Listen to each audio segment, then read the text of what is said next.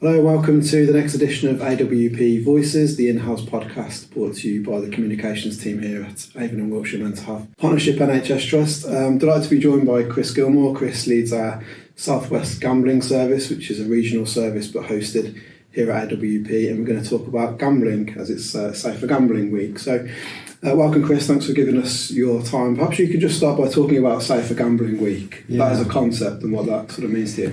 Yeah, so I think it's kind of important, Gary, to say Safter Gambling Week is something which is put out by the gambling industry.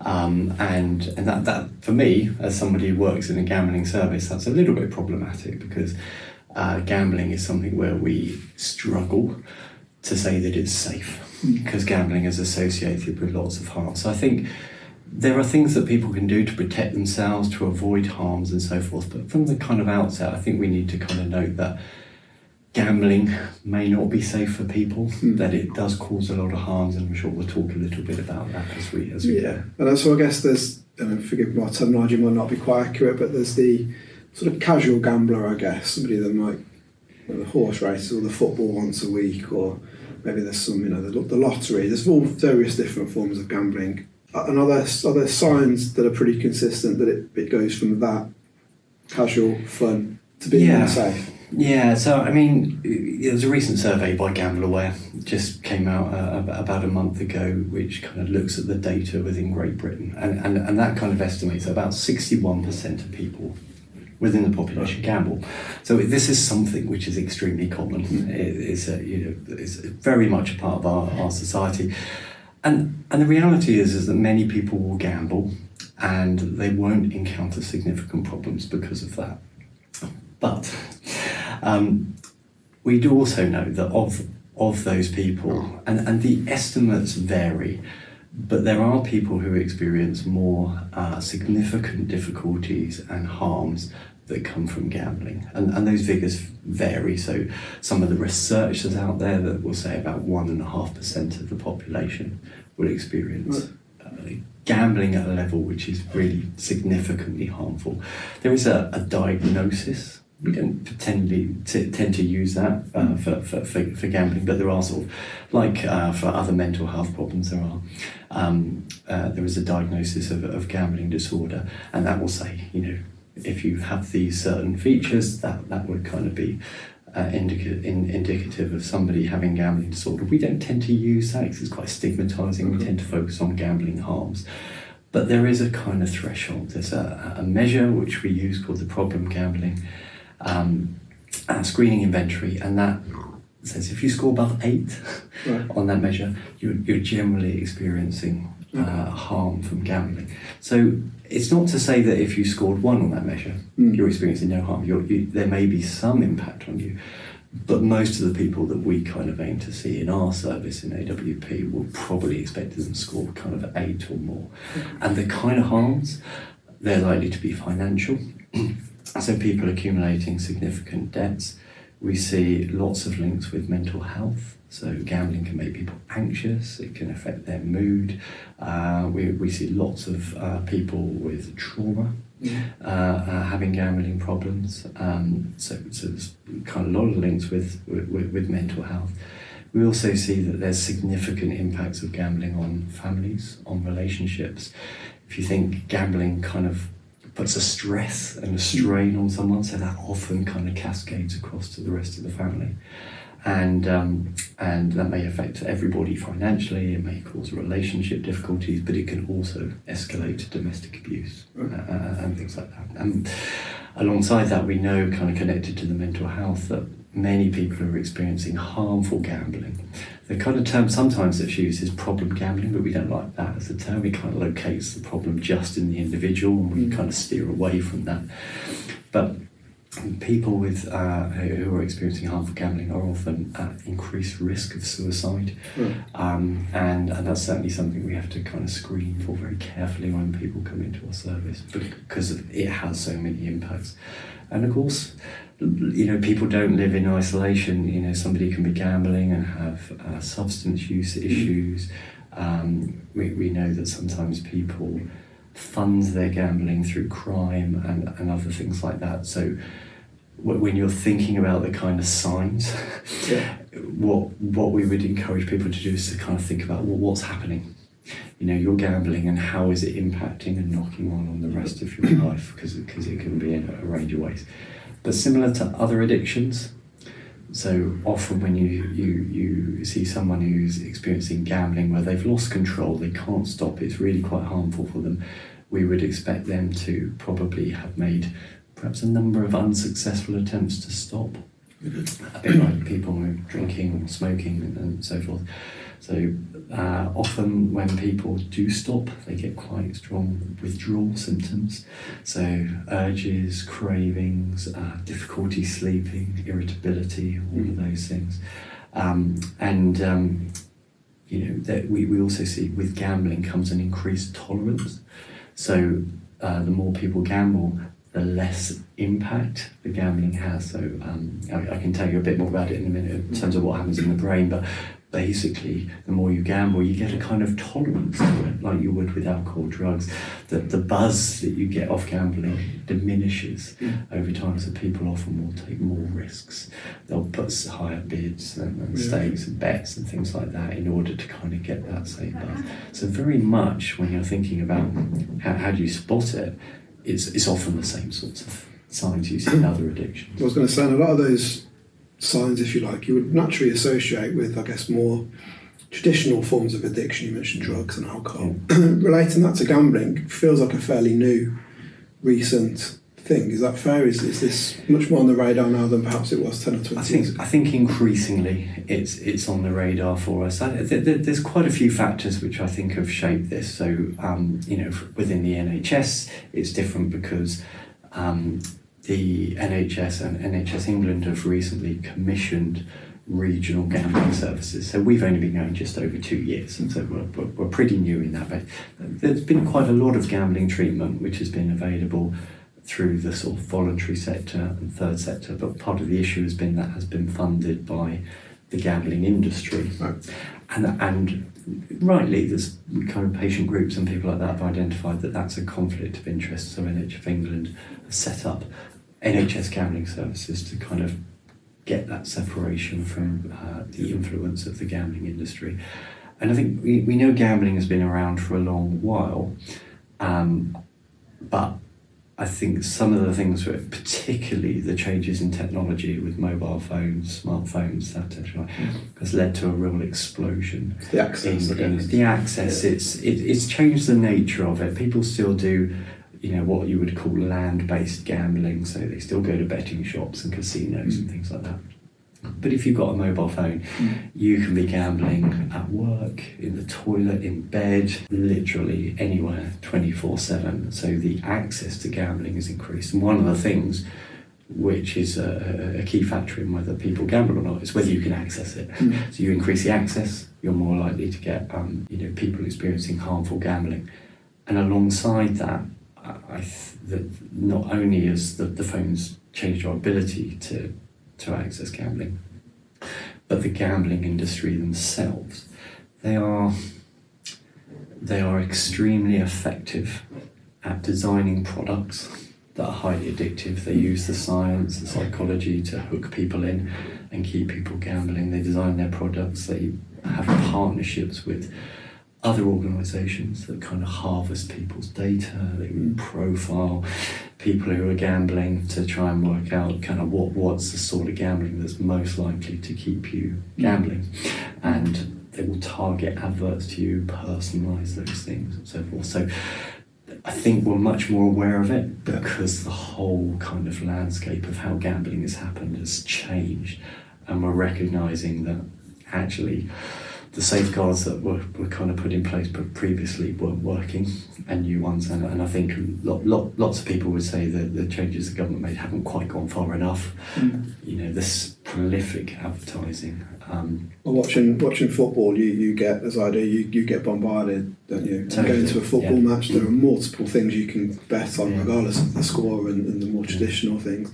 I guess all that makes it feel quite normal, doesn't it? It makes the access makes it feel like a normal part of life, which when you started talking about the impacts on gambling to suicide rates, for example, there feels like a real anomaly there between the way that it's normalised and the actual significant impacts of gambling. And this is, one of the difficulties when you have a week which is Safer Gambling Week, because that suits the gambling industry to kind of promote the idea that you can gamble safely. They talk about responsible gambling and these sorts of things.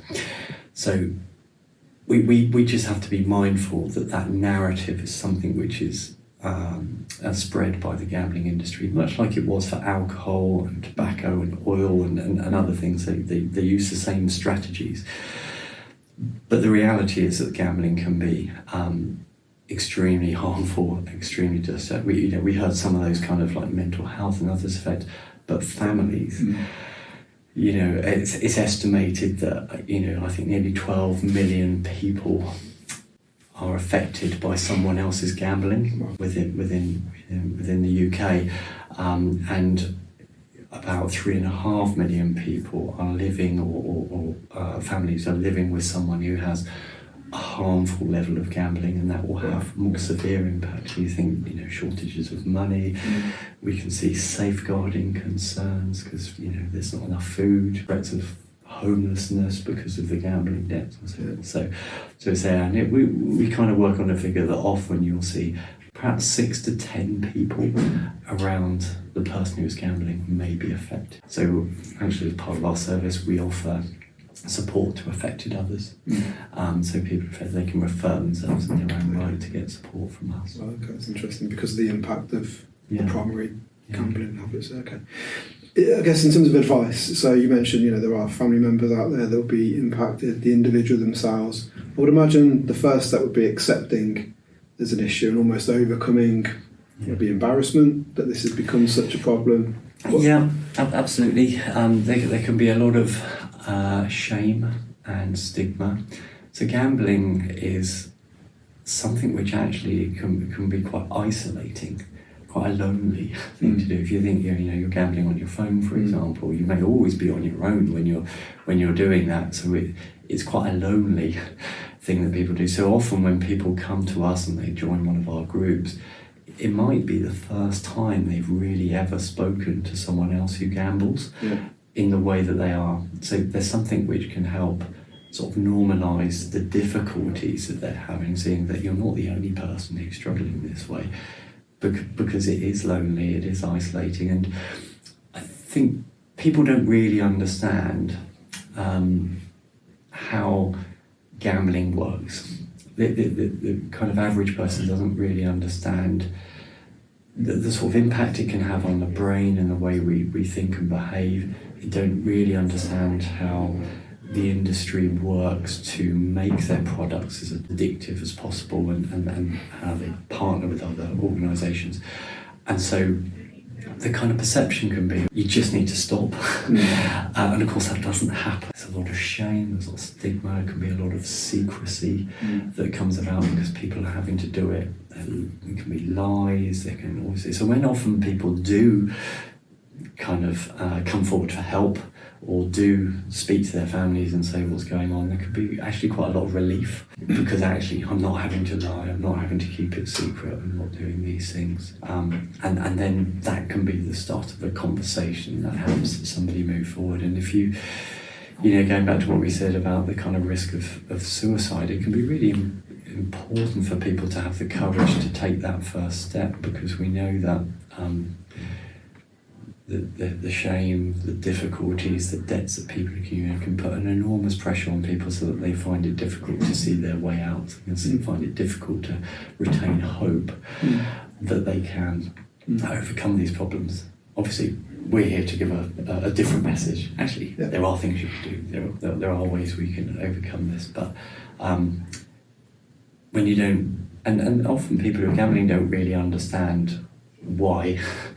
Why they get stuck. So a key part of what we do is try and help them understand that. I was going to ask in terms of how does it become a thing? Do people naturally have more addictive type personalities, or is it something that is less discriminatory than that, if you like? It can really hook people. So I would say, the first thing to say is that potentially anybody can be at risk of harmful gambling, because gambling products these are things, they're there to make money from you. They design them to be addictive and to draw you in. So in a simple way, they work on this thing called intermittent reinforcement schedule. Is that you put money in your fruit machine and you win. Yeah. That is a reward. It's positive reinforcement. They have to make you win a bit. You have to. So if you get the money back, you'll get a hit of dopamine. Yeah. You'll get that buzz. It rewards you. Our brains make us want to do that behaviour again. Yeah. Okay. But what actually we've learned about the way our brains work is it's more reinforcing, it's more rewarding, we're more likely to continue if you don't win every time. Right. So fruit machines, for example, are based on what we call an intermittent reinforcement schedule. You don't win every time, and that makes you more likely to keep playing. If you won every time, you'd lose interest. If you won none of the time, you'd lose interest. They work out how often to kind of give wins so that people keep playing. And there's something which goes on in the brain, and I think this is really key. When somebody gambles for the first time, what will happen is there's a bit of the brain which is our reward centre, that when we do it, say you win, you get this hit of dopamine. And that bit of the brain is going to make you think, oh, that was good. That's a good feeling, that joy, that euphoria that comes with it. You should get more of that. So it will trigger thoughts, urges to do that same thing again, to gamble again. Now, over time, what we see is that activity in that bit of the brain, the reward centre, diminishes. Okay, and the activity moves away from our reward centre to our habit centre, the brain.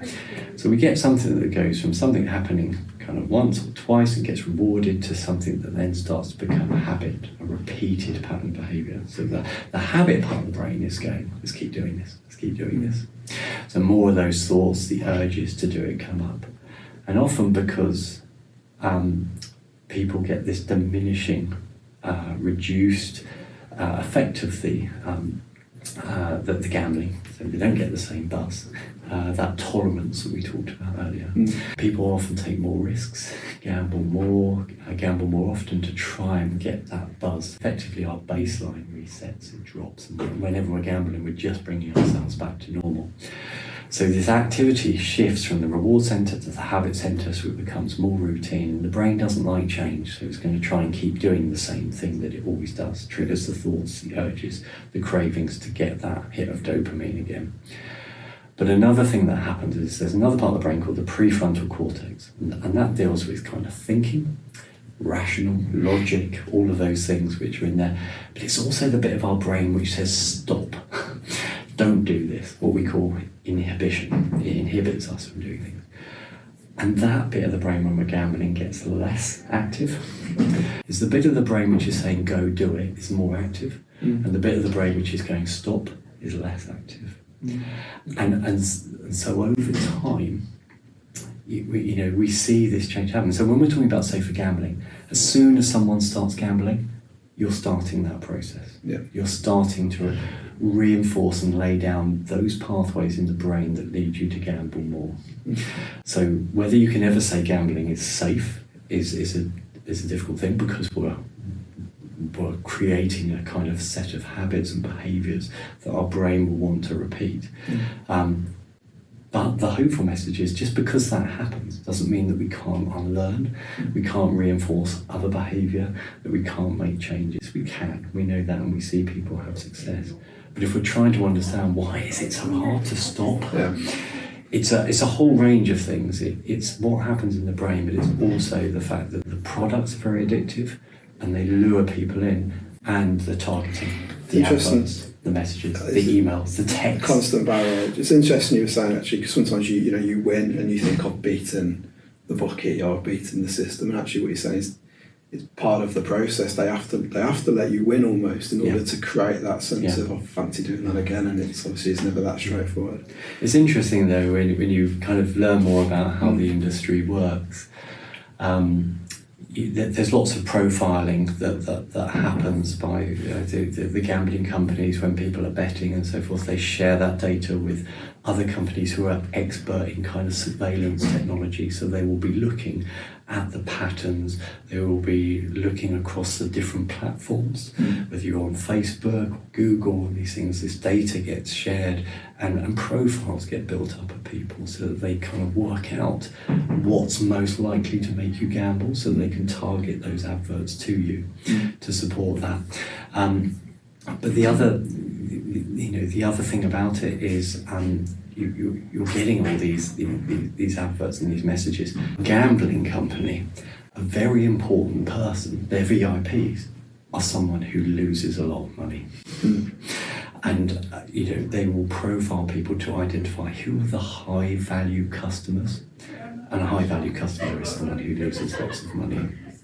And one of the really sad things I think about this is the majority of the gambling industry's money comes from a relatively small group of people. So there's a group of people who experience a higher degree of harm, and they can contribute a disproportionate amount of money towards the gambling companies. Does the science or the psychology shift or change depending on the form of gambling? So there's, we talk about fruit machines, but then you might have other things, sort of, stocks and shares and investments and type of gambling. Is the same psychology impact? Yeah, to a certain degree. There's going to be differences about it, and I think if we're sort of being sophisticated about it, we need to think about that not everybody's has the same kind of background. So some people will get addicted to gambling and they may have no other problems in their life, but they start gambling, it's highly addictive, and then they get problems. They might get anxious, depressed because they're gambling and the consequences of it.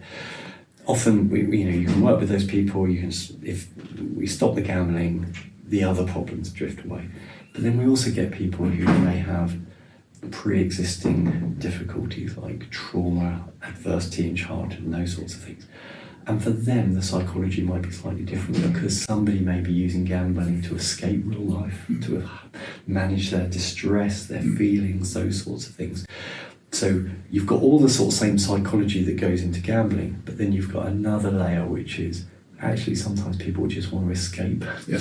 They want to tune out and dissociate for a few hours because they're struggling with distressing thoughts, feelings, and things like that. And so when you're trying to help that person, you've got to look at both bits. You've got to look at the kind of what's happening in terms of the gambling, but also thinking about, okay, so if the gambling's taken away, how are you going to cope with those distressing feelings? Sometimes we need to sort of top people up with other kind of work and support to help them. That leads us on to the service, I guess. So in our patch, it's the Southwest Gambling Service. Yeah. How does that work? So is your intention to stop somebody gambling, or is it to reduce it gradually, or is it to understand the sort of root cause, or all of those things? Yeah, I think all of it. So as a service, what somebody can expect if they come to us is that they can refer themselves. So they can go onto our website, our phone number's on there, which people can call Monday to Friday 9 to 5, or they can fill in our online referral form, and you can refer yourself. You can get someone else to refer you, but kind of generally it's better if somebody refers themselves, in our experience. We're always aiming to kind of help people to stop, because that's likely to be the most effective way to stop harm from gambling.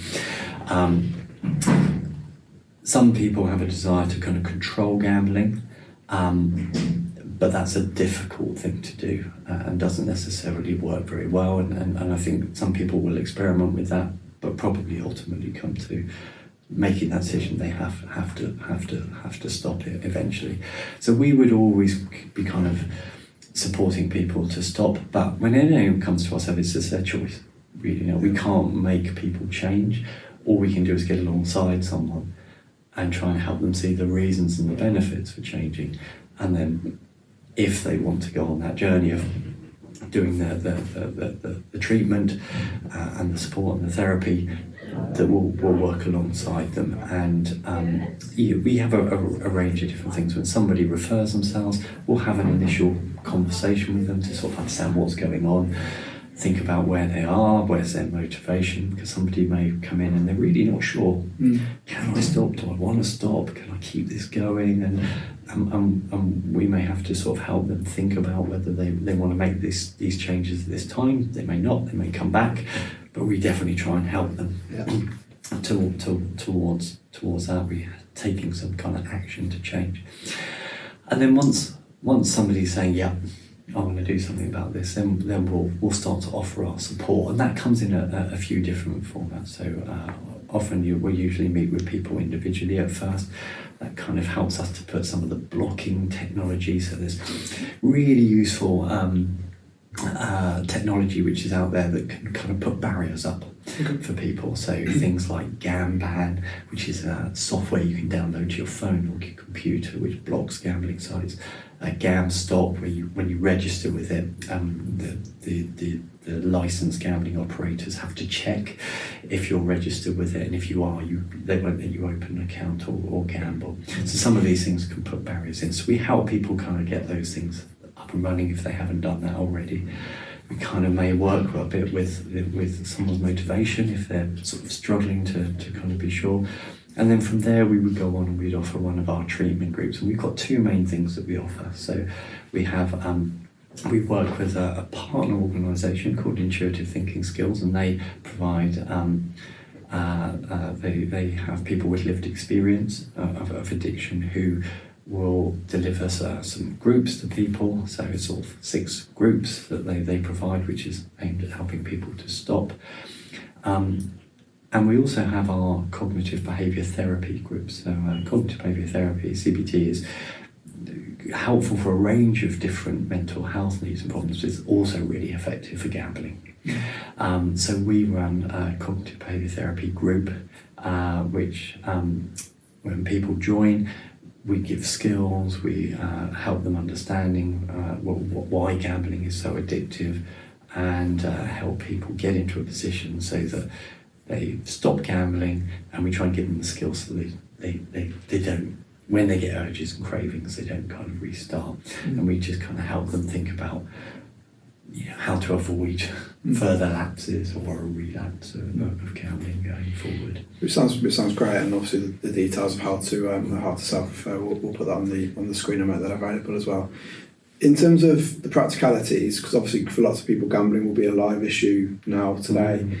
So from the point of referral, what's the next bit? How long will that take? At what point can treatment start? Because we often think that these sorts of services can take a while. Is that the situation? Yeah. So we aim to see people as quickly as possible, and we'll if somebody kind of refers to us, we'll usually be able to offer them an initial kind of appointment with us to have that conversation about their needs within 3 weeks of them referring themselves to us.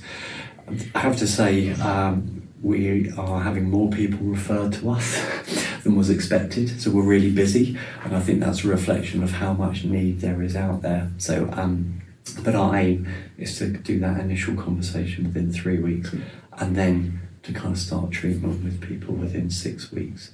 And we do our best. Sometimes it can be a little bit longer to start treatment because it's, as I say, we're currently seeing about 50% more people than we were kind of commissioned to see. So there's a challenge on that front, but it's still, I think, kind of at the moment we've been seeing people within about 8 weeks. So we're doing pretty well. And it's certainly not the long waiting list that you see for some kind of services and treatments. And hopefully this a message of hope and optimism for people. Just give us a sense, obviously we're not going into specifics, but give us a sense of some of the people you've supported, the recovery journeys they've been on, how life has changed as a result. Yeah, we've seen all sorts of kind of journeys of people going across, coming through our service. So we've had over 600 people now refer themselves to the team in the 2 years we've been going, and there's a whole mixture of people. We'd like to see more women. That's one thing we don't see as much. So kind of research suggests that. It's about sort of 55% men, 45% women who have sort of experienced gambling harm, and more like 80-20 for men to women. So there's definitely scope for more women to come, and we'd like to see that. But across these groups, we see some people who have just become addicted to gambling. They're really struggling with that, and we provide the treatment, and often people will stop. Sometimes when people refer themselves to us, they've already stopped. There's been some kind of crisis, they've run out of money, there's something that's happened, they've stopped, referred themselves, and then what we do is we work alongside that person and help them to sustain that over time. So it's not unusual for people to come to us stopped. Okay. And then our goal is to help them keep going and continue.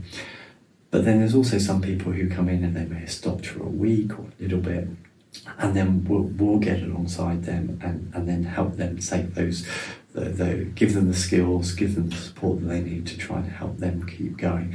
And we've seen some really positive outcomes, some significant changes on the measures, the questionnaires we use to kind of track progress. Seen some really positive improvements, not just for how gambling has affected people. We've seen really significant improvements on people's sort of mental health as well. Big decreases in sort of feelings of anxiety, depression, and sort of that general sort of distress that people are experiencing that comes part and parcel with gambling for people. That's great, thanks Chris. Just I guess to finish the episode, just some tips, some practical guidance I guess for either people who are gambling, who feel they may have an issue, and then if possible for families and friends or people who live with somebody or around somebody who they are concerned about. So I guess, my advice would be, the first thing that you would say is if you're in a position where you're gambling and you suspect this is having an impact, then I encourage you to either talk to someone within your family, someone you trust about this if you can. If you don't feel able to do that, then please get in contact with us. We are here to help people. Our service is we're friendly, compassionate, we don't judge people, and we have some real expert people in our team who've really got really great skills at helping people recover from gambling. So if you come to us, we will do our best to help you on that journey of recovering. We've got really lovely people in the team. So I think, contacting someone, but if you're kind of trying to work it out for yourself, is this something which is an issue for me? Then the first thing might be to just try and track it. That might be about writing down how much you're spending, but there are things like apps and things where you can start to record some of this. There's apps like I Am Sober and Way of Life. These are apps which are available that you can actually track some of the gambling or other kind of addictive behaviours that people have. Put the blocks in place, things like GamBam, GamStop, these technologies which put a barrier up. They make it much harder for people to gamble, or may completely stop people's ability to gamble. But also, just remembering gambling comes in lots of different forms. The National Lottery is a form of gambling, just like the house lotteries you see, a maze and these sorts of things. They're all forms of gambling. They'll all be wiring that pathway in the brain the same way that we do. But sometimes people don't appreciate things like day trading, cryptocurrencies.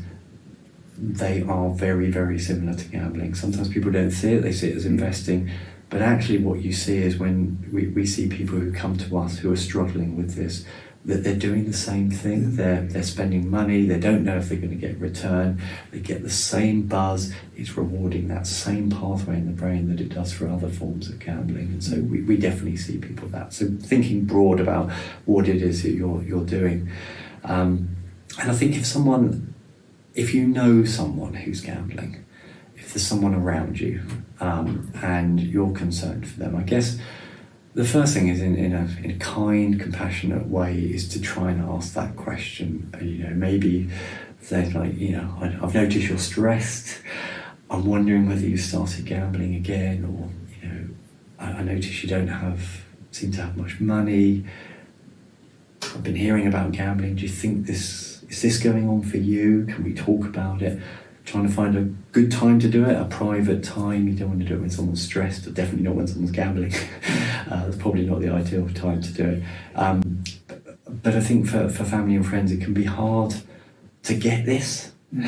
It can be hard to understand why people don't stop. So I think we've got to be really careful about trying to steer away from blame, trying to steer away from shaming people. In my experience and my colleagues' experience in the team, there are very high levels of shame amongst people who gamble. They can be really hard on themselves, really self-critical. They're really aware of the impact they have. And I think if we just make them feel worse, we might push them away from help. So I think trying to take a gentle, calm, understanding approach. And if you can, help them find our website, help them find a way into our service, and then we can work alongside. And if you're someone who's affected by someone's gambling, we also offer support to you as well. So I think those are the main tips. We don't. If you're living with someone who's gambling, you don't have to have all the answers to it, but you could be a real ally in terms of helping someone take that step towards getting help for themselves. And just remember, we can't make anyone else change. That's one of the things. People have to make that decision to change for themselves. Yeah. But that's something we try and do in our service, try and help people see the reasons for change and take this step forward. So I guess the final message I would say is be hopeful. Actually, gambling treatment can work. We can help people recover. It can take time. But we've got lots of evidence of people who've come through our service and people who very publicly have talked about their gambling and how they've taken steps. You can get through this. Yeah. You can recover, and you can have a life which is free of gambling, so that you're able to do the things that you want to do with your money, like go on holiday, do activities with your children, buy a new house, whatever it is that is your kind of goal and your vision for yourself. That's great. That's a good place to end. Hopefully you found this interesting. Again, some practical guidance and information. All the details for the South West Gambling Service will make available to you as well. I've certainly found it fascinating. I've learned a lot more about the psychology and the science of gambling, but also I think that overriding message of hope and help is available. There's not huge weights. You can self-refer today. So please, if you think that'd be helpful for you or somebody you know, then please do so. Chris, thank you very much. Thank you, Gary.